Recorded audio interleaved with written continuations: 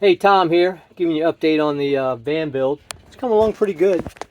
Got the cab is all done. As you see, it's not all done, but pretty done. You know, looking good. I got the backup camera. We got backup camera now, so you know I don't smash into anything. At least I don't want to.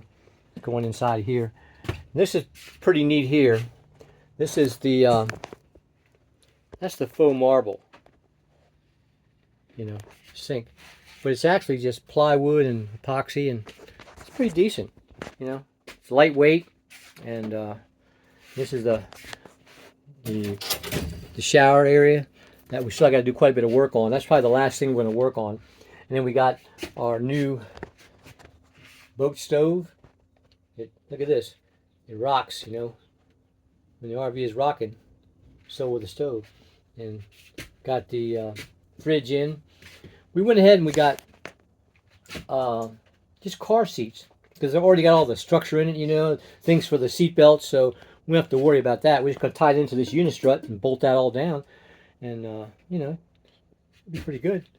And then we got the bed area is going to be right here, and the bed will actually be up against the ceiling when we're not using it. And then we have a lift thing. I'm going to use these kind of pulleys, you know, I'm going to use a winch, hand winch, to winch it up and down.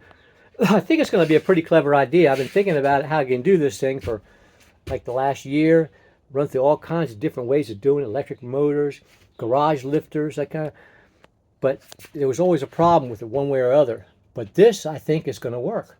I don't know. I'm going to find out later on today, at least the beginning part of it, when I got a shaft I got to cut, or get my son to cut down, and we're going to mount the shaft into the bearings. I show you one of the bearings right there. That's the bearing, and the other one's over here. I'll put one in the middle too, on top of a cabinet to give it more support. And then we run the wires through it, and round pulleys, and the pulleys go into this and down onto the bed. Anyways, it's maybe a little confusing now, but once you see it, you'll see what I'm talking about.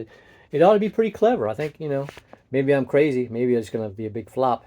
But so far, everything that I tried to do, we either have done it or, you know, we tweaked it a little bit to be a little different, like moving the stuff around. We've had the bathroom and everything in all different places because where we were going to do it, it wasn't going to work. Well, it could have worked, but for example, this escape hatch right here.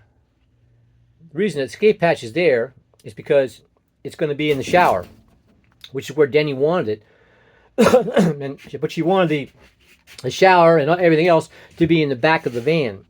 And I had to point out to her that, well, if you're going to do that and you're going to have a escape hatch in the shower, you got a support beam that's going right down the middle of it. So I'm going to have to cut a support beam and then have to do all kinds of reinforcement. No, not going to do that. So wound up having to move everything worked up here with the shower and the escape hatch. And so we'll see. But it is starting to come along pretty good now. The marble, the fake marble walls, I mean, that looks like marble, you know. Especially once I get the trim in. That's a secret to being a carpenter. Trim, lots of trim. And I use lots of trim. But, you know, just give you an update. You'll have a great day. I'll be back. Bye-bye.